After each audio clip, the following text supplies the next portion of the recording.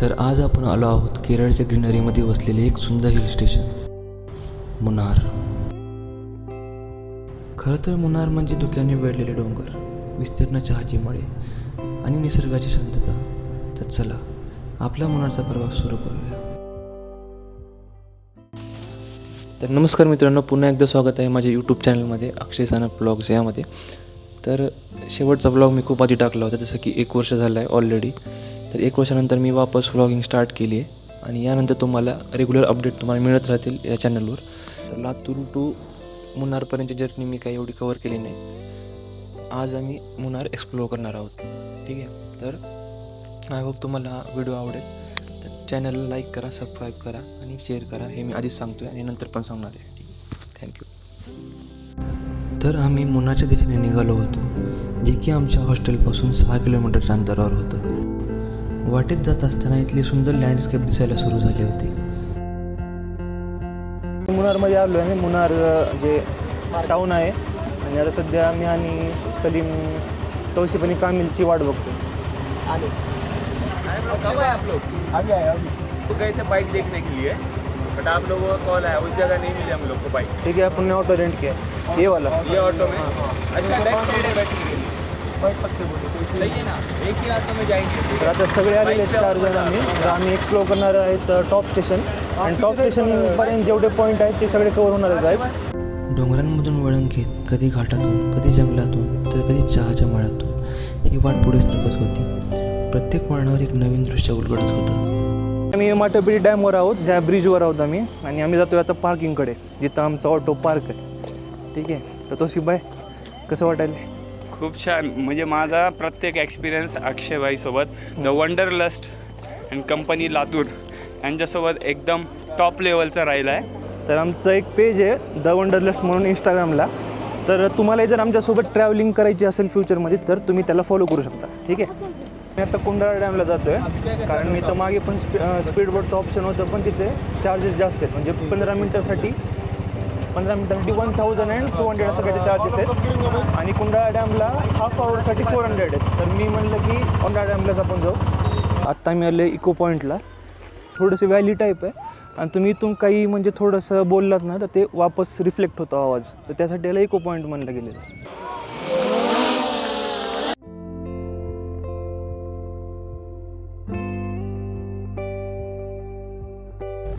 आजूबाजूला हिरवळ, समोर शांत तलाव आणि अंगावर येणारं धुकं. इथलं वातावरण मनाला एक वेगळं सॅटिस्फॅक्शन देत होतं. तर मित्रांनो, आत्ता मी कुंडाळा डॅममध्ये आणि आम्ही करतोय कायाकिंग. तर मी आणि सलीमभाई आम्ही दोघं सोबत बसलो आहे. तर चांगला एक्सपिरियन्स आहे आणि याची तुम्हाला कॉस्टिंग आहे 200 पर पर्सन. म्हणजे जर 2 जण असतील तर 400 मध्ये तुम्हाला एक कायाकिंग बोट मिळेल. तर ओव्हरऑल एक्सपिरियन्स छान आहे. आणि इकडे आहेत तौसिफभाई आणि कामिल.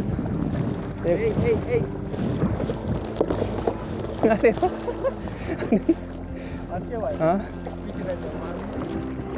तर ओव्हरऑल मित्रांनो असा आमचा आज डे स्पेंड होतो छान. सलीम भाई कैसा लग रहा है भाई? बहुत बढ़िया है, बहुत बढ़िया. ये पहले अंदर रख दो. हां, रख दो. आता 15 to 20 मिनिट झालेत ऑलरेडी आणि ड्रोन शॉट्स घ्यायचे आहेत. उडत आहे का तू? तो तौसिफ आता फ्लाय करणार आहे ड्रोन.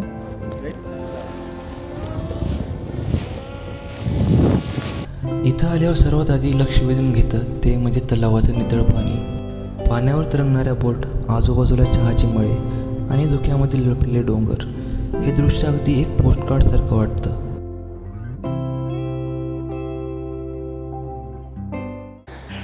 तर आमची कायाकिंग झाली आत्ता. छान एक्सपिरियन्स होता. ते दोघं पण आलेत. आता इथून आम्ही वापस जाणार आहेत आमच्या ऑटोकडे.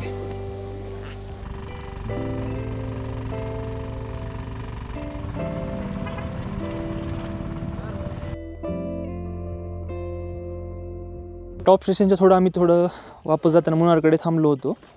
इथं काही ड्रोन शॉट आम्ही चांगले घेतलेत, ते आता मी व्हिडिओमध्ये टाकणारच आहे.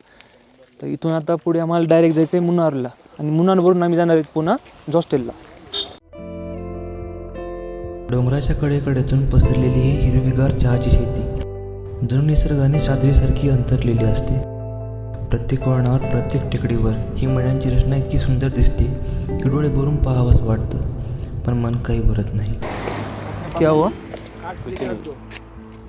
कार्ड्स ले रहे हैं क्योंकि इन्होंने बहुत अच्छी सर्विस दी. ओके. साईट सीइंग संपलेली आहे आता. आत्ताच आम्ही टॉप स्टेशनवर गेलो होतो, जिथं की मी काही एवढे व्हिडिओ नाही काढले. पण तिथं आम्ही काही ब्रेकफास्ट वगैरे केला, म्हणजे थोडे स्नॅक्स वगैरे घेतले. आता आम्ही जातो रिटर्न. तर आमची आजची जर्नी संपली, म्हणजे आजची साईट सीइंग आमची सगळी संपलेली. आता आम्ही जातो वापस आमच्या हॉस्टेलला.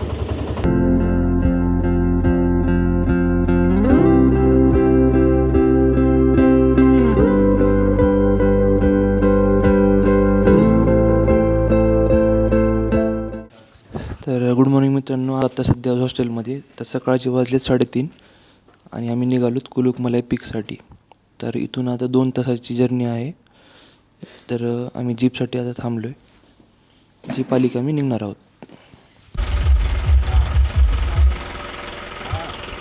सध्या टॉपवर आलो आहे. थोडंसं अजून बाकी आहे पुढे. सनराईज झाला नाही आहे, पण बाकी सगळे थोडंसं ट्रेक आहे वरी जायचे. आणि आमची जीप आत्ता इथं मागेच पार्क आहे. त्यांनी आम्हाला 7 वाजता वापस यायला सांगितले, पण आत्ता वाजता आहेत 6:15. तर मित्रांनो सनराईज झाला आहे ऑलरेडी, पण सगळं फॉगी वेदर आहे मागे बघा. अजून क्लिअर नाही आहे, वाट बघतो क्लिअर व्हायची आता. तौसिफबाईची ब्लॉगिंग दाखवतो तुम्हाला जरा. फॉगी वेदर है, हम लोग ड्रोन भी नहीं उड़ा रहे बिकॉज ऑफ फॉगी वेदर रहने से कुछ दिखेगा ही नहीं, तो ड्रोन उड़ा के मतलब नहीं है. हमारे अक्षय भाई साथ में तो वो लेंगे. थोडं आता म्हणजे एवढं अजून क्लिअर नाही अजून, पण फॉगीच आहे. पण आलो होतो 3 वर्षाखाली आलो होतो इथं, आणि त्या टायमाला म्हणजे थोडंसं वेदर चांगलं होतं, क्लिअर होता. पण आज तसं वेदर नाही आहे. ठीक आहे, मी आधी पण पाहिलेलं.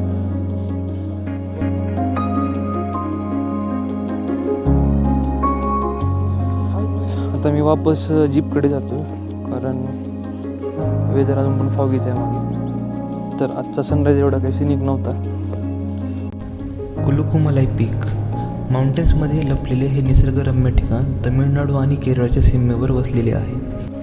जगातील सर्वात हायेस्ट टी प्लांटेशन इथेच आहे.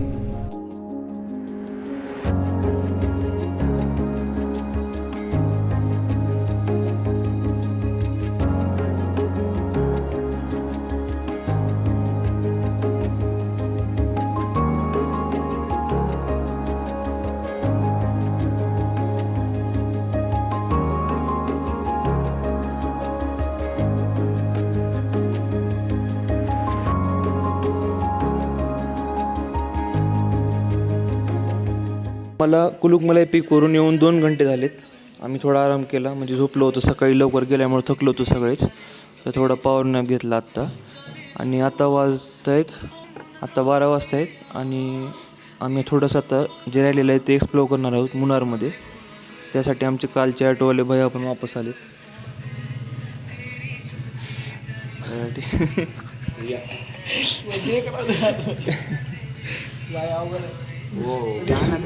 ठीक आहे. तर सध्या थोडा ब्रेकफास्ट करून आम्ही इथून आता निघणार आहेत. पुढचं मी तुम्हाला अपडेट देईनच.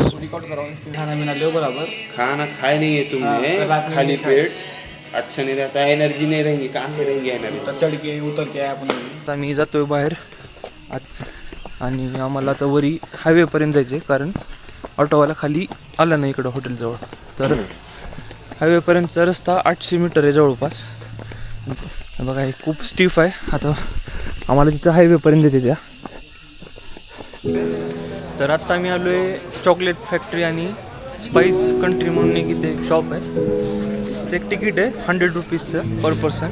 तर त्या 100 रुपीजमध्ये तुम्हाला ते मागे जे ह्यांचे स्पाइस गार्डन वगैरे आहे ते तुम्हाला दाखवतील. त्यामध्ये टूर आहे आणि एक मागे रिव्हरसुद्धा आहे. त्या पाऊस सुरू झाला थोडा, पण वरी थोडंसं दाट झाडं असल्यामुळं पाऊस कमी लागतोय. आणि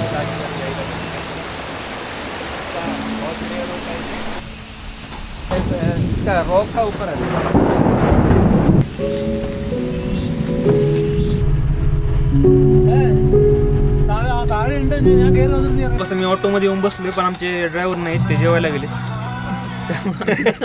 जेवायला गेलेत कशाला गेलेत काय माहिती.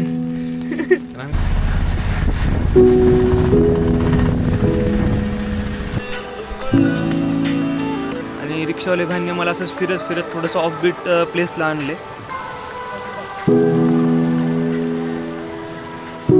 हा जरा फायदा असतो, म्हणजे थोडंसं तुम्ही लोकलसोबत थोडं फिरलात तुम्ही प्लेसवर, तर तुम्हाला जास्त ऑफबीट प्लेसेस अजून एक्सप्लोर करायला मिळतील.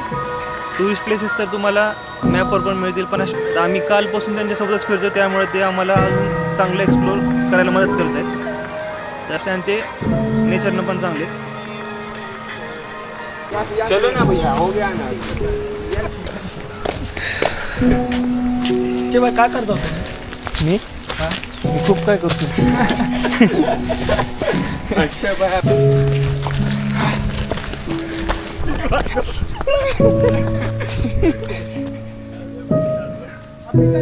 हाच आमचा ऑटो आहे, जे की कालपासून आम्ही यामध्येच फिरतोय आणि अफोर्डेबल पण आहे तुम्हाला मुन्नारमध्ये. एक नंबर. आणि हे आहेत ते ऑटोवाले ऑस्टिन बाई. तर मी आता 4 वाजलेत, आता आम्ही जाणार आहेत रिटर्न जर्नी. ट्रॅव्हलिंग म्हणजे केवळ एका ठिकाणाहून दुसऱ्या ठिकाणी जाणं नाही. ट्रॅव्हलिंग म्हणजे स्वतःला शोधण्याची एक वाट. प्रत्येक नवीन रस्ता, नवीन शहरं, नवीन चेहरे काहीतरी शिकून जातात. कधी निसर्ग शांत करतो, तर कधी गर्दी आपलं वास्तव दाखवते. तर हा प्रवास असंच सुरू राहणार आहे. तर लवकरच भेटूया अजून एका नवीन जर्नीमध्ये.